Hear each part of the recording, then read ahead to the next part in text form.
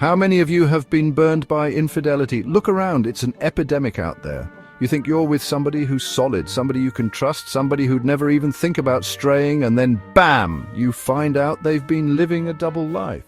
It's a painful, confusing, gut-wrenching experience, and it all starts in the danger zone. See, in any committed relationship, there's an unspoken agreement about faithfulness. It's the bedrock, the foundation. But sometimes people start tiptoeing into this grey area, this danger zone, where they engage in what they might consider harmless flirting, or maybe they're sharing a little too much with a co-worker.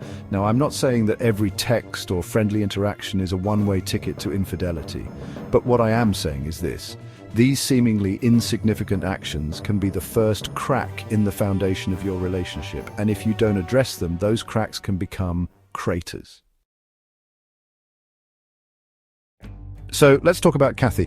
Kathy found out her husband, we'll call him John, had been texting with a woman from his past. These weren't just, "Hey, how are you?" texts. These were flirty, suggestive messages. Kathy was devastated.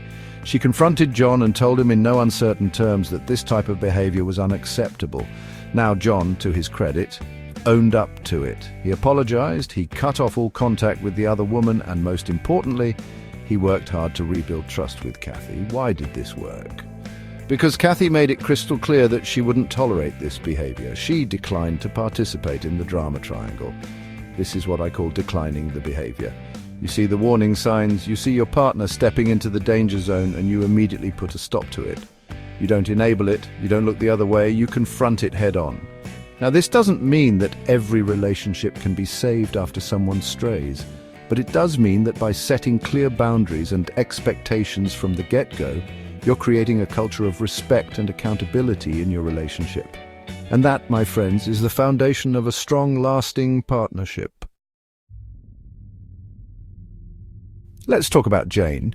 Jane noticed her husband, we'll call him Mark, had developed a friendship with a woman he worked with. They'd stay late at the office, go for coffee, that sort of thing. Jane felt a twinge of unease, but she brushed it off. After all, Mark said it was nothing, just work friends. He told her she was being silly, and Jane, wanting to believe the best in him, dismissed her gut feelings. She minimized her own feelings and told herself she was overreacting. But you know what? That little voice inside your head, the one that whispers, "Something's not right," that voice is usually right. Dismissing the problem doesn't make it go away, it just allows it to fester and grow.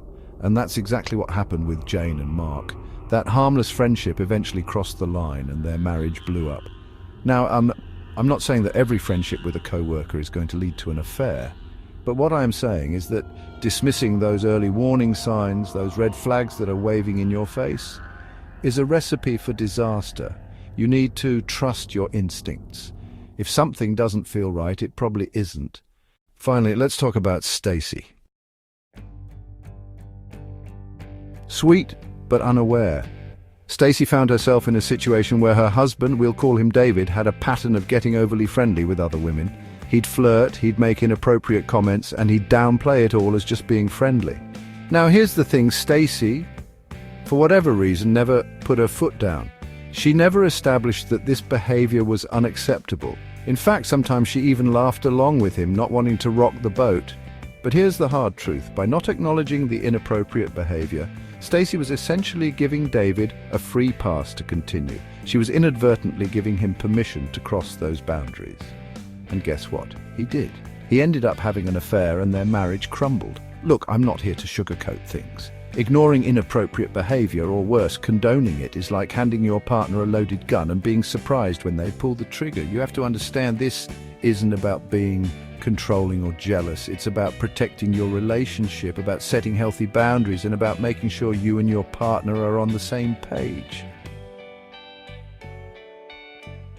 Look, I know this is a tough topic, but it's a conversation that needs to happen. What might seem like harmless flirting to one person could be a major red flag for another. That's why it's crucial that you and your partner define what constitutes inappropriate behavior. Sit down together and have an honest conversation about what you're both comfortable with. Is it okay to have close friends of the opposite sex? What about texting or social media interactions? Where do you draw the line? Remember, this isn't about creating a list of rules to control each other. It's about building a foundation of trust, respect, and open communication. If you're not sure where to start, I've included a list of inappropriate behaviors encountered during my research phase. They are included in the description of this video. Use these to have a conversation with your partner to better your relationship. And if you're learning anything when it comes to cheating, please like my videos and subscribe.